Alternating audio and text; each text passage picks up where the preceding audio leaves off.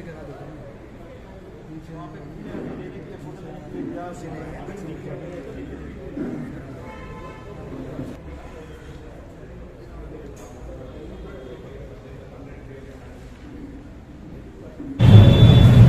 अल्लाह के रसूल जनाब मोहम्मद रसूलुल्लाह सल्लल्लाहु अलैहि वसल्लम ने इरशाद फरमाया, इरहमु मन फिल अर्द यरहमुकुम मन फिस समा, कि तुम ज़मीन वालों पर रहम करो, अल्लाह रब्बुल इज़्ज़त आसमान वाला तुम पर रहम करेगा।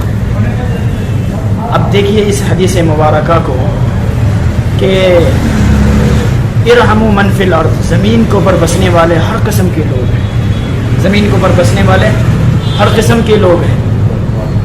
तो ये नहीं कहा आका अलैहिस्सलाम की तालीमात और अल्लाह के रसूल की हदीस में ये नहीं कहा कि तुम किसी कौम के लिए, किसी जमात के लिए, किसी फरीक के लिए और किसी धर्म से ताल्लुक़ रखने वालों के लिए रहम करो। नहीं, आम लफ्ज़ इस्तेमाल करके कहा कि इरहमु मन फिल अर्द, ज़मीन के ऊपर बसने वाले जितने भी लोग हैं और जितने भी यानी इंसान हैं, हर एक के साथ यानी रहमदिली का मामला करना चाहिए, हर एक के साथ।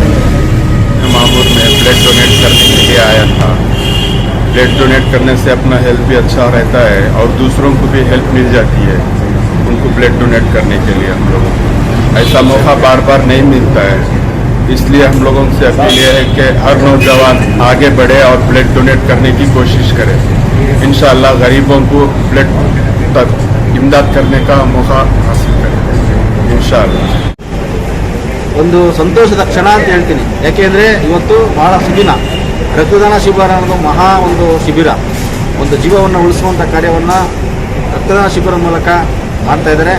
ಈ ಕಾರ್ಯಕ್ರಮವನ್ನು ಆಯೋಜಿಸಿರುವಂಥ ಎಲ್ಲ ಮುಖಂಡರುಗಳಿಗೆ ನನ್ನ ಮತ್ತು ನಮ್ಮ ಸ್ನೇಹಿತರ ಪರವಾಗಿ ನಾನು ಧನ್ಯವಾದ ಅರ್ಪಿಸ್ತೀನಿ. ನೋಡಿ, ಇವತ್ತಿನ ಕಾಲದಲ್ಲಿ ಆ ಗಲಾಟೆ ಈ ಗಲಾಟೆ ಅಂತ ಏನೇನೋ ಎಲ್ಲ ಪುಕಾರುಗಳೆಲ್ಲ ಬರ್ತಾ ಇದೆ. ಎಕ್ಸಾಂಪಲ್ಗೆ ನಾವು ಇಲ್ಲೇ ಇದ್ದೀವಿ, ಅಕ್ಕಪಕ್ಕನೇ ನಿಂತ್ಕೊಂಡಿದ್ದೀವಿ. ನಾನು ಅವ್ರ ಹೆಗಲ ಮೇಲೆ ಕೈ ಹಾಕಿದ್ದೀನಿ, ಅವ್ರು ನನ್ನ ಹೆಗಲ ಮೇಲೆ ಕೈ ಹಾಕಿದ್ದಾರೆ. ನಾವು ಹಿಂದೂ ಮುಸ್ಲಿಮ್ಸ್ ಅಂತ ಹೇಳೋಕ್ಕೆ ಇಷ್ಟಪಡಲ್ಲ, ಅಣ್ಣ ತಮ್ಮ ಅಂತ ಹೇಳ್ತೀವಿ. ಇವ್ರು ಅಣ್ಣ ನಾನು ತಮ್ಮ, ಇವ್ರು ನಮ್ಮ ಮನೆಗೆ ಬಂದು ಊಟ ಮಾಡ್ತೇವೆ, ನಾವು ಇವ್ರ ಮನೆಗೆ ಬಂದು ಊಟ ಮಾಡ್ತೀವಿ. ಸುಮಾರು 20 ವರ್ಷಗಳಿಂದ ಈ ಮಸೀದಿಯಲ್ಲಿ ನಮ್ಮ ಅಭಿಪ್ರಾಯ ನಂಟಿದೆ. ಪ್ರತಿಯೊಬ್ಬರು ಯಾರು ಬಡವರು ಬರ್ತಾರೋ ಅವರಿಗೆ ಏನೇ ಸಮಸ್ಯೆ ಇರಲಿ, ಇವರು ಹಿಂದೂ, ಇವರು ಮುಸ್ಲಿಮ್ಸ್, ಇವರು ಕ್ರಿಶ್ಚಿಯನ್ಸ್, ಯಾವುದೇ ಜಾತಿ ಧರ್ಮ ನೋಡ್ದೇನೆ ಅವ್ರಿಗೆ ಏನು ಸಮಸ್ಯೆ ಇದೆ ಪ್ರತಿಯೊಂದನ್ನು ಅವರ ಎಲ್ಲ ಕಷ್ಟ ಸುಖಗಳಿಗೆ ಆಗಿ. ನಮ್ಮ ಭಾರತ ದೇಶ ವಿವಿಧತೆಯಲ್ಲಿ ವೈವಿಧ್ಯತೆ, ಹಲವಾರು ಭಾಷೆ, ಜಾತಿ, ಸೂಫಿ ಸಂತರು, ಸಿದ್ಧರು, ಶರಣರು ಕಟ್ಟಿ ಬೆಳೆಸಿದ ಶಾಂತಿಯ ತೋಟ. ಇಲ್ಲಿ ಎಲ್ಲರೂ ಭಾವೈಕ್ಯತೆಯಿಂದ, ಸಹೋದರತೆಯಿಂದ, ಪ್ರೀತಿಯಿಂದ, ವಿಶ್ವಾಸದಿಂದ, ಮಮತೆಯಿಂದ ಬದುಕ್ತಾ ಇದ್ದೀವಿ. ಪರೋಪಕಾರಂ ಇದಂ ಶರೀರಂ. ನಾವು ಬೇರೆಯವರಿಗೆ ತ್ಯಾಗ, ಬಲಿದಾನ, ಸಹಾಯ ಮಾಡದೆ ಬದುಕೋದಕ್ಕಾಗೋದಿಲ್ಲ. ಮನುಷ್ಯ ಒಂದು ಸಂಘಜೀವಿ. ಶಾಸ್ತ್ರಗಳಲ್ಲಿ ಹೇಳುತ್ತೆ, ದಾನಗಳಲ್ಲಿ ಅಭಯದಾನ ಭಾಳ ಶ್ರೇಷ್ಠ ದಾನ ಅಂತ ಚಾಣಕ್ಯ ಹೇಳ್ತಾನೆ.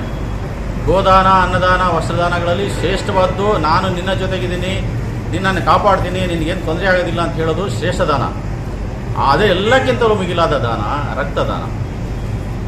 ಆಸ್ಪತ್ರೆಗಳಲ್ಲಿ, ತುರ್ತು ಸಂದರ್ಭಗಳಲ್ಲಿ, ಹೆರಿಗೆ ಸಂದರ್ಭಗಳಲ್ಲಿ, ದೊಡ್ಡ ದೊಡ್ಡ ಶಸ್ತ್ರಕ್ರಿಯೆ ಸಂದರ್ಭದಲ್ಲಿ ಭಾಳಷ್ಟು ಜನಗಳಿಗೆ ರಕ್ತದ ಅಭಾವ ಉಂಟಾಗಿ ಸಾವನ್ನಪ್ಪುವ ಪರಿಸ್ಥಿತಿಗಳು ನಾವು ಕಾಣ್ತಾ ಇದ್ದೀವಿ. ರಕ್ತವನ್ನು ಕೃತಕವಾಗಿ ನಾವು ತಯಾರು ಮಾಡೋಕ್ಕೆ ಸಾಧ್ಯನೇ ಇಲ್ಲ, ಅಥವಾ ಪಶು ಪಕ್ಷಿ ಪ್ರಾಣಿಗಳಿಂದ ತೆಗೆದುಕೊಂಡ ರಕ್ತವನ್ನು ಮನುಷ್ಯನಿಗೆ ಕೊಡೋಕ್ಕೆ ಸಾಧ್ಯ ಇಲ್ಲ. ಮನುಷ್ಯನ ರಕ್ತವನ್ನು ಮಾತ್ರ ಮನುಷ್ಯನಿಗೆ ಕೊಡ್ಬೋದು. ಆ ದಾನದಲ್ಲಿ ಯಾವುದೇ ಜಾತಿ, ಧರ್ಮ, ಯಾವುದು ಭೌಗೋಳಿಕ ಹಿನ್ನೆಲೆ ಇರ್ತಕ್ಕಂಥ ಒಂದು ಇದು ಬರೋದಿಲ್ಲ. ರಕ್ತ ಎಲ್ಲರದು ಒಂದೇ, ಅದರ ಬಣ್ಣ ಕೆಂಪು. ನಾವು ರಕ್ತವನ್ನು ಕೊಟ್ಟು ಬೇರೆಯವರ ಪ್ರಾಣವನ್ನು ಉಳಿಸಿದರೆ ಒಂದು ಮನುಕುಲವನ್ನೇ ಉಳಿಸಿದಂತೆ ಎಂದು ಶಾಸ್ತ್ರಗಳಲ್ಲಿ, ಪುರಾಣಗಳಲ್ಲಿ, ಕಥೆಗಳಲ್ಲಿ ಹೇಳ್ತೇವೆ. ನಮ್ಮ ದೇಶ ಏನಿದೆಯಲ್ಲ, ವೇದಗಳು, ಉಪನಿಷತ್ತುಗಳು, ಪುಣ್ಯ ಪುರಾಣ ಕಥೆಗಳು ಬಗ್ಗೆ ಬಹಳ ಹೆಸರುವಾಸಿ ದೇಶದಲ್ಲಿ. ನಮ್ಮ ಡಾಕ್ಟರ್ ಅಲ್ಲಮಾ ಇಕ್ಬಾಲ್ ಹೇಳ್ತಾರೆ, ಸಾರೇ ಜಹಾಸೆ ಅಚ್ಚ ಹಿಂದೂ ಸಿತಾ ಹಮಾರ ಅಂತೇಳಿ. ಸೊ ನಮ್ಮ ದೇಶ ಇದೆಯಲ್ಲ ಭಾಳಷ್ಟು ಪರಂಪರೆ, ವೈವಿಧ್ಯತೆಯಲ್ಲಿ ತುಂಬಿರ್ತಕ್ಕಂಥ ಸಮೃದ್ಧಿಯಾದ ದೇಶ. ಪ್ರೀತಿ, ಮಮಕಾರ, ವಾತ್ಸಲ್ಯ ಎಲ್ಲವನ್ನು ದೇಶಗಳಿಗೆ ತಿಳಿಸುವಂಥ, ಹಂಚುವಂಥ ದೇಶ. ಈ ದೇಶದಲ್ಲಿ ನಾವು ಸೌಹಾರ್ದತೆಯಿಂದ, ಭಾತೃತ್ವದಿಂದ, ಏಕತೆಯಿಂದ, ಪ್ರೀತಿ ವಿಶ್ವಾಸದಿಂದ ಬದುಕಬೇಕಾದ್ರೆ ನಾವು ಇನ್ನೊಬ್ಬರಿಗಾಗಿ ಬದುಕಬೇಕು ವಿನ ನಾನು, ನನ್ನ ಹೆಂಡತಿ, ನನ್ನ ಮಕ್ಕಳು ಎಂದು ಬದುಕಿದರೆ ಅದು ಜೀವನವಲ್ಲ. ನಾವು ಸದೃಢ ಸಮಾಜವನ್ನು ಕಟ್ಟಬೇಕೆಂತ ಹೇಳಿದ್ರೆ ನಾವು ಬೇರೆಯವರಿಗೆ ಎಲ್ಲ ರೀತಿಯಲ್ಲೂ ಉಪಕಾರವನ್ನು ಮಾಡಬೇಕು. ನಮ್ಮ ಪೈಗಂಬರವರು ಹೇಳಿದ್ದಾರೆ, ಪಕ್ಕದ ಮನೆಯಲ್ಲಿ ಇಲ್ಲ ನೆರೆಹೊರೆಯವರಲ್ಲಿ ಯಾರು ಉಪವಾಸ ಇಲ್ಲದೆ ಮಲಗುವಂತೆ ಮಲಗುತ್ತಿದ್ದಾರೆಯೇ, ಎಲ್ಲ ಬದುಕುತ್ತಿದ್ದಾರೆಯೇ ಎನ್ನುವುದನ್ನು ಪ್ರತಿಯೊಬ್ಬರು ತಮ್ಮನ್ನು ಗಮನಿಸಿ ಅವರಿಗೆ ಆಹಾರವನ್ನು ಕೊಟ್ಟು ತಾವು ಬದುಕಬೇಕೆಂದು ಹೇಳಿದ್ದಾರೆ. ಹಾಗಾಗಿ ನಮ್ಮ ದೇಶವು ಬಹಳ ಒಂದು ವಿಶಿಷ್ಟವಾದ ಸಮೃದ್ಧಿಯಾದ ದೇಶವಾಗಿದೆ.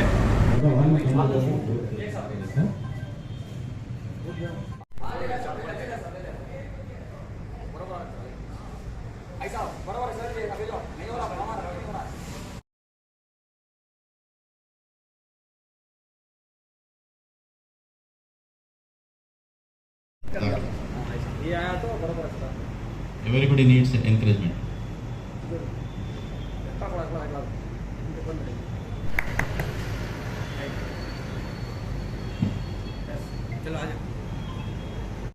It will be a good memory for him.